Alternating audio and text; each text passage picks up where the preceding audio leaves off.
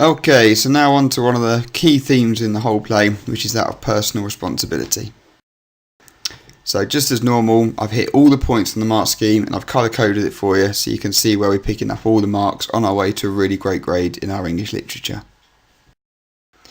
So, how does Priestley present the importance of taking personal responsibility? Well, Priestley's showing us that taking personal responsibility is fundamental, it's completely critical if we're going to start improving our society, not just for the upper classes, but for everyone.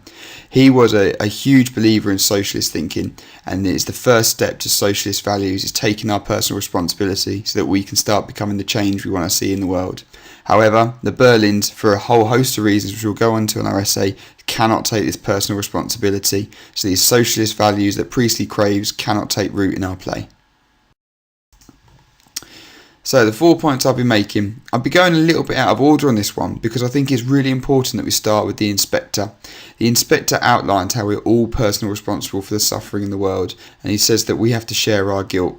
Now I would do that because that contextualises the rest of the points I'm going to make, and it adds to the shock and how appalled we are as an audience that these people are so unable and unwilling to take personal responsibility when we know how fundamental and important it is.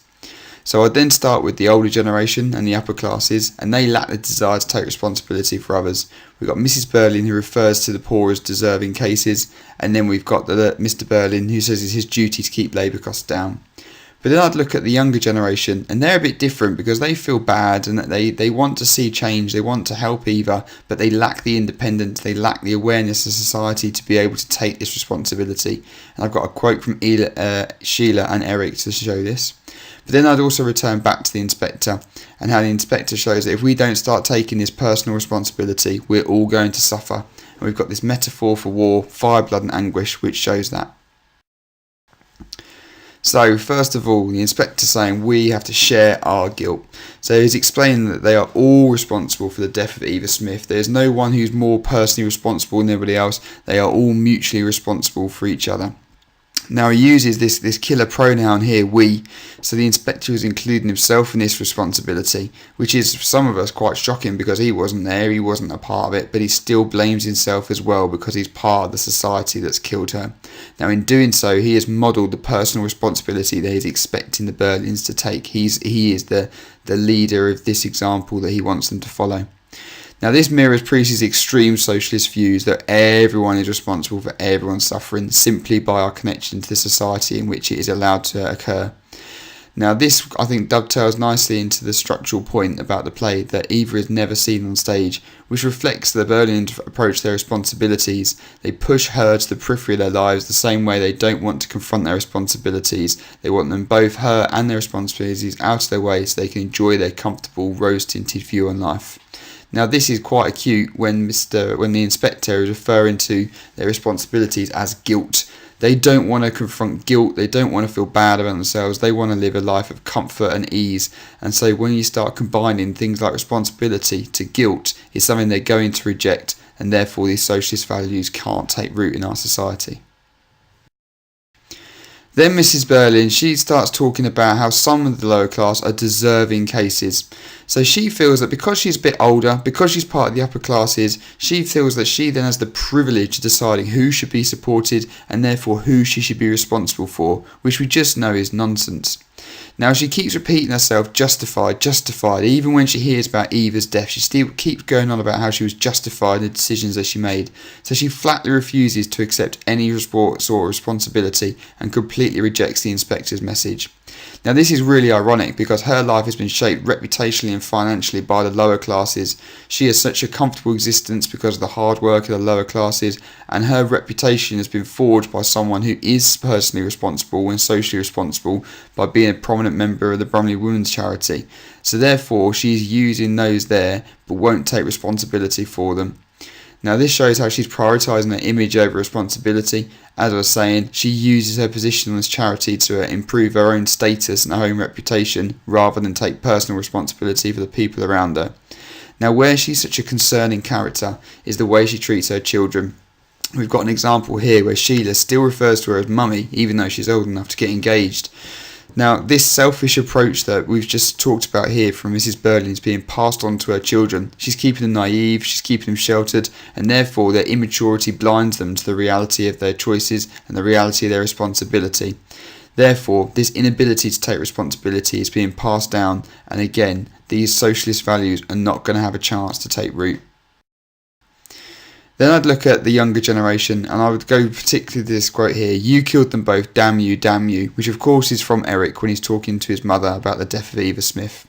Now, he lacks the independence and the awareness to take responsibility. He is very, very responsible for the death of Eva Smith, in my opinion, probably more so than the other characters. But he blames his mum for Eva's death rather than take any personal responsibility himself. Now, we see this immaturity and this lack of awareness here through his anger and his frustration, just like a kid, just like a little boy. When he's not getting his own way, when he feels like he's in trouble, he's blaming his mum and he's getting angry. So he lacks the emotional capacity to rationalise the situation, and therefore, because he can't take any personal responsibility. Now, I would draw a clear distinction in my essay at this point about the difference between regret and responsibility. Both Eric and Sheila feel bad, and it's a big trap that a lot of students fall into, that they mistake this feeling bad for a desire to take responsibility. No, they don't. They feel really bad about it. They feel awful about their role in killing Eva, but they do not have the personal skills or the awareness of our society to take responsibility, and therefore they cannot make a positive impact on our world. Both these characters reject completely their responsibility alone for killing Eva Smith. They want everyone to feel that responsibility as well, rather than take even a semblance of personal responsibility independently. Then finally, I'll be going back to the inspector and how he says that they need to change their ways, otherwise they will be taught it in fire, blood and anguish. So if we don't start taking personal responsibility, everyone's going to suffer, regardless of their age or their class. Now, this is a metaphor for war, which is of course an example of dramatic irony, which means the audience knows it's going to happen even though the characters don't. And this war happens twice, obviously in World War I and World War II. So this adds gravitas to Priestley's message. Humanity has not taken its personal responsibility the last two times. Will the audience now in 1946 be a difference? Will they make a change? Now, this noun choice of fire spreads and it hurts the same way that refusal to take our responsibility is also going to spread through our society and is going to hurt all of us. And up till now, the Berlins seem to be insinuating they can choose who they're personally responsible for and when they take this personal responsibility. No, the inspector is quite clear when he says taught it. He's showing that no, it's going to be forced upon them now. They are going to have to start taking some personal responsibility, and this is reflected through the choice of the phone ringing at the end when the inspector's gone. That phone ringing is a massive alarm bell to the Berlins at home that no, you cannot deny this anymore. You cannot live your life the way you have done. It's time to start taking personal responsibility and make a change in this world for the better. So there you have it. That's my 4 points I'll be making in my essay about personal responsibility. Lots there to pick from. Good luck and I hope it goes well for you.